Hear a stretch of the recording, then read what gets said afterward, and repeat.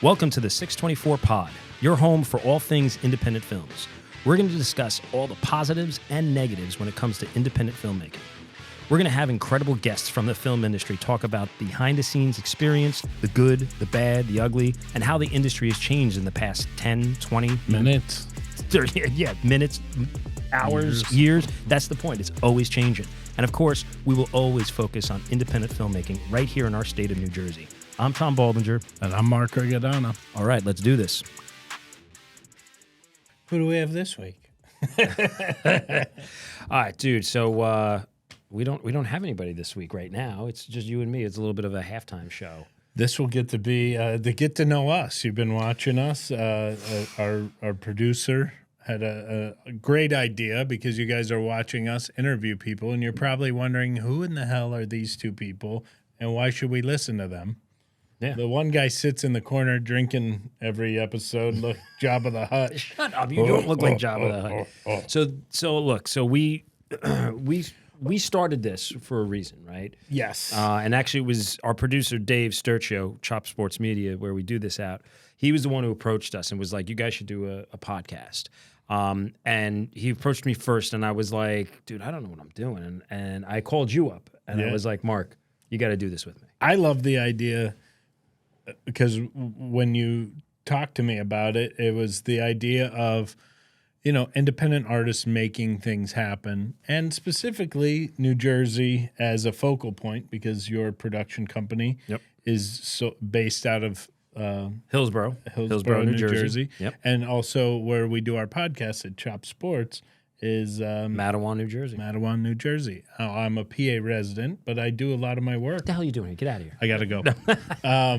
But I feel like a majority of my work, even when I lived in New York, was in New Jersey, because if you watch in the past episodes, New Jersey has a super aggressive break. It does. It's a great tax incentive. There's some great locations. No, I love New Jersey. I'm born and raised here, and it's all about making more films in the state here.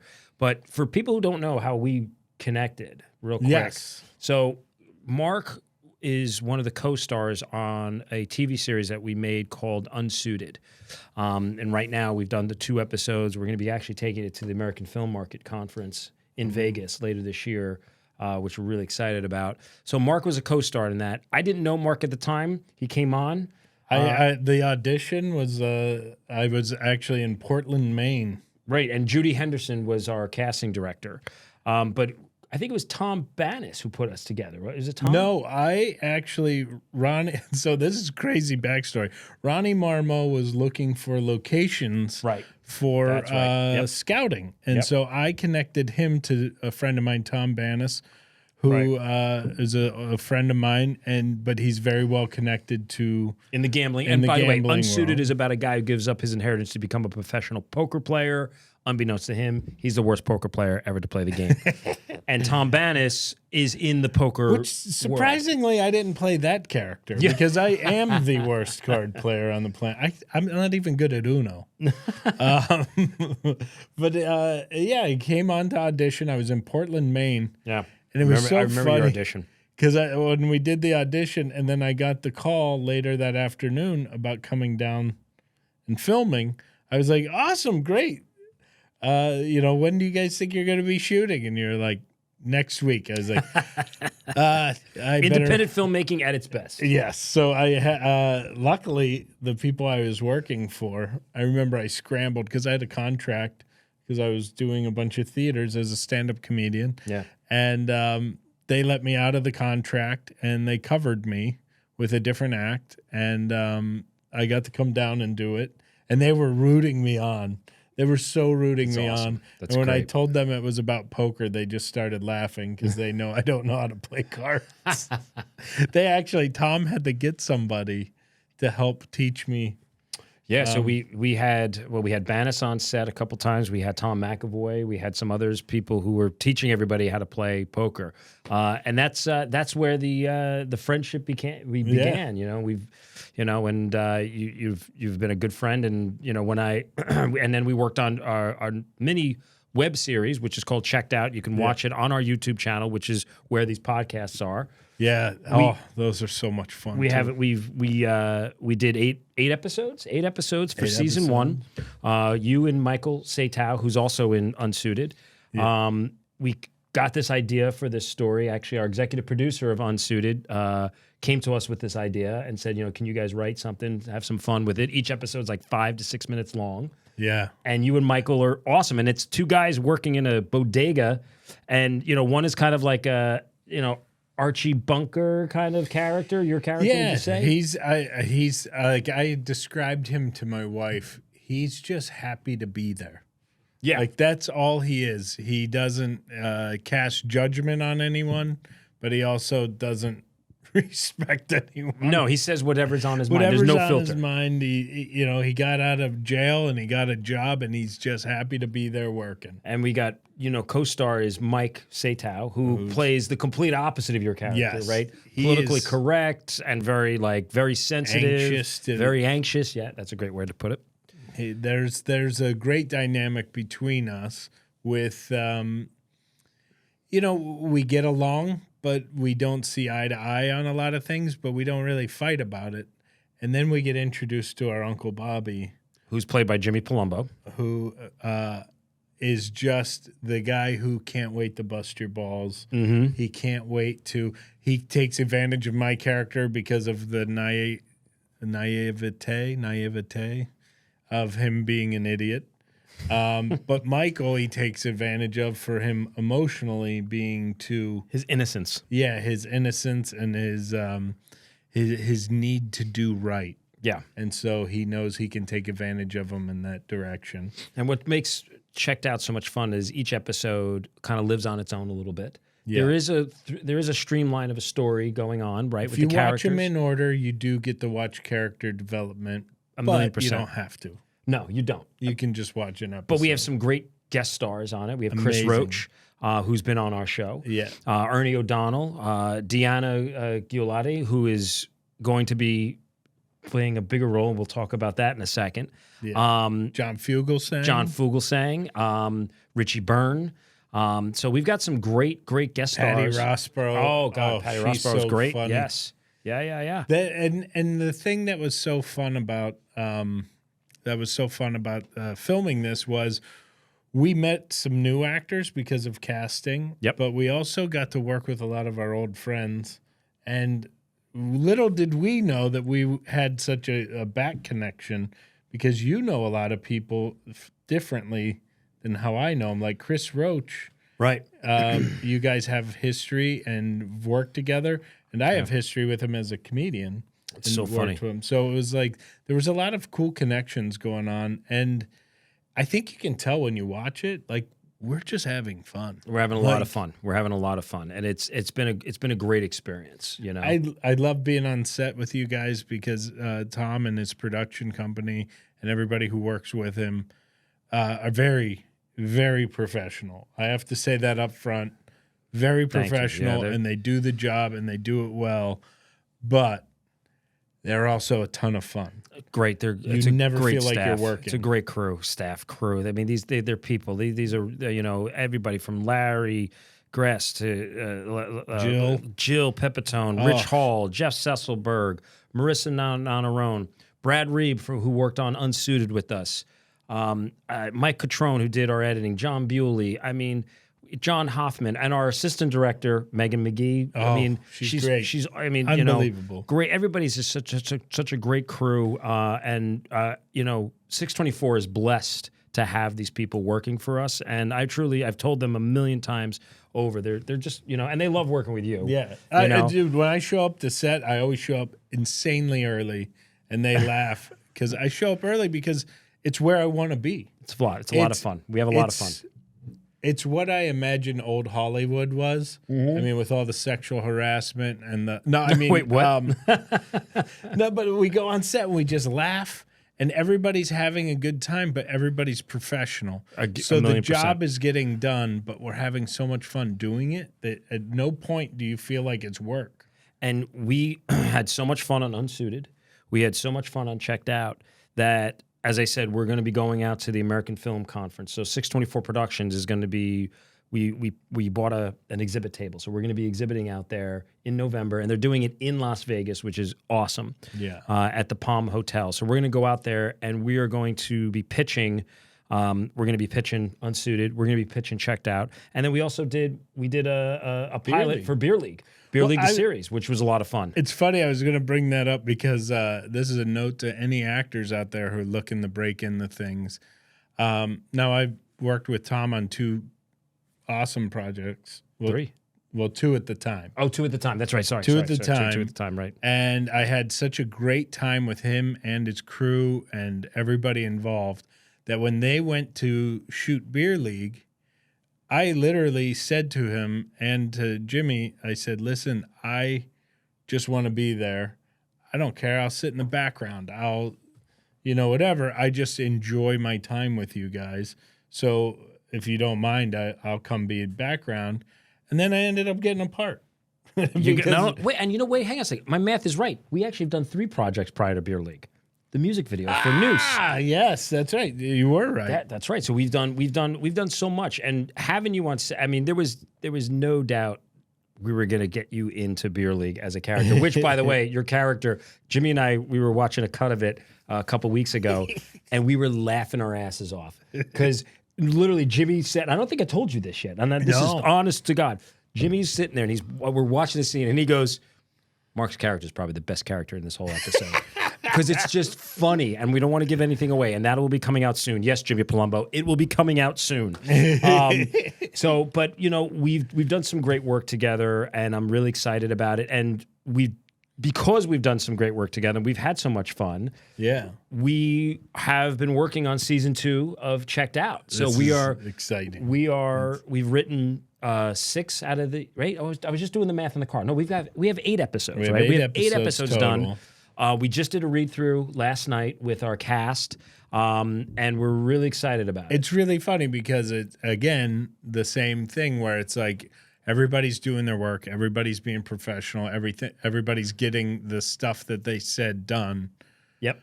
So when we have these writer room sessions and these read throughs, it doesn't feel like work at all. No. It's like I would rather be doing this than anything else. Well, it's been a lot of fun, and I'm excited about going into production. We're going to start that very soon, probably within the next month, 30 to 45 days, depending on location, schedules. So independent filmmakers, the biggest thing is scheduling and making sure, right, everybody's on the same page. And we were just talking about that driving over here. Like, all right, we've got to get the cast, we got to get the crew, we got to get the location, which we locked down. It's a serious balancing act. It is. I mean, that's what makes it so hard because the work is playing. Yeah, it's, getting on set, if we've done all the work that we're supposed to do, right, and indie filmmakers, it's the prep, right? Getting everything set. If you do everything right so that the day of filming, that's when you should, as you said, that's when you're playing and have fun. Yeah, I mean, that's why they call in theater, that's why they call it a play. Right. Do all your work, so then when it's time to go on stage, you just play. Now, let me ask you, I'm gonna shift gears on you real quick, because we only got a couple more minutes before our next guest comes on. Yes. But talking about play and preparation. So for those, and you've done, thank you so much for everything you said about the production company, but for those of you who don't know, which you should, Mark Riccadonna is a professional stand-up comedian. He's friggin' hilarious. I was gonna say effing, but I could say fucking, whatever. Yeah. It's fucking hilarious. Do whatever we want. I've seen your act a couple times. That's enough. But talk to our audience. Talk to people about the difference between the preparation and playing when you're a stand-up versus the preparation and playing as an actor. I had an acting teacher, and now I feel horrible. I can't remember which teacher told me this. But because in my memory, you know how you have selective memory? I just see hands. I don't see the face of who said it.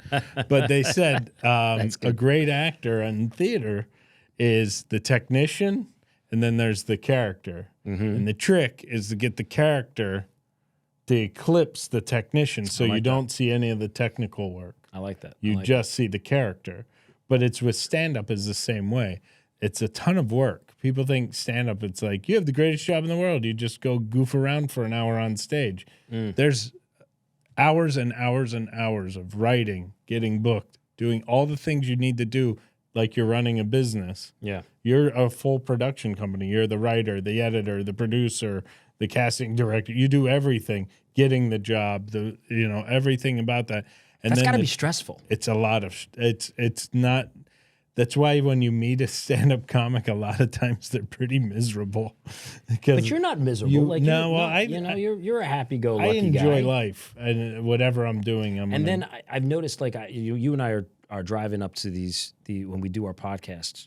Not only are you a stand-up comedian and putting together your own work, but you're also like a promoter. Like you're a manager. You're a producer. I don't want to be, but you're like I hear you on the phone. You're talking. You're texting this guy. You're talking to that girl, and you're putting everything together. So not only you're putting your own work, you got to think about your own like set. Yeah. But now you got to think about everybody else, right? Well, so yes, it's weird. So you're a producer. Anything I'm involved in. Why don't you just own 624? I'm out, folks. Look at this guy. Anything I'm involved in, I like to. If my name's on it, like I want it to be done right. Yeah. And I think a lot of times people, they kind of don't care. They're like, I'm going to show up, do my act, and then get my check and leave. And there are performers like that. Yeah. Who they just come and in. They're great. And they're fantastic. And that's what their role is. I wish I could be more like that, but I have the problem of if my name's on it, like I want to make sure I want it to be, I want people to leave happy. And I want people to leave like they got what they paid for, if not more. I never want people to leave a show going, oh, okay. So well, Mark, I always put in the extra work. I always want the person who's going to open to be the best they can be. Yeah. I always want the venue to sell as many tickets as they can. I always want the experience. I said it in the car. When my phone number comes up on somebody's screen, I never want them to go, oh, God, what does he want? I want them to go, oh, hey, Riccadonna's calling. This is going to be right. I want right. the experience to be positive. And I think more people in the arts need to remember that it's not just your work, it's all the work.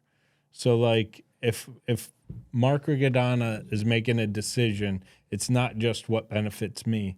There are times I lose money because I want comedy to win, and I'll pay my opening act more than they're going to pay, and I take it out of my money because I want a good opening act. And I when I have promotion stuff for shows that I'm doing, I'll lose money because I want it to be done right, and I want it to be done well. And I think, you and I have the same agreement on that kind of a thing where it's, if your name's on it, it's got to be good. 1,000,000%. And you know what? You've got to be doing things right because you're working like a fucking dog, dude. I see every time I go on Instagram or social media, I'm like, where the fuck is this guy now? Oh, he's here. He's there. He's there. So I think it's amazing what you do. I think I'm happy to have you as a friend. I'm excited about what the podcast. I hope everybody here is watching this. Go back, watch some of our previous episodes. There's a lot of stuff. I just started rewatching the season 1 stuff, and I got to tell you, there's so much information. A lot of it's about the SAG strike, which I know it's over. Yep. So like some of the information is not evergreen. Yeah. But even on the episodes where we talk heavily about what was going on during the strike, there's nuggets of information that if you're a movie maker, you're an actor, you're a director, you're a comedian, you do theater, whatever you're aspiring to, you can really learn a lot from the people you've had on this podcast. That we've had on this podcast, right? And that's the purpose of this, is just to educate, talk, and like we said, talk about the ups, the downs, the successes, the failures, that all the changes that have happened in the market. I was just reading an article, and we've only got a couple. Let's see, because we have our guest coming on soon. Actually, one of our guests is texting me right now. Is it all possible? Okay, so I got to see. She just wants to move stuff around. I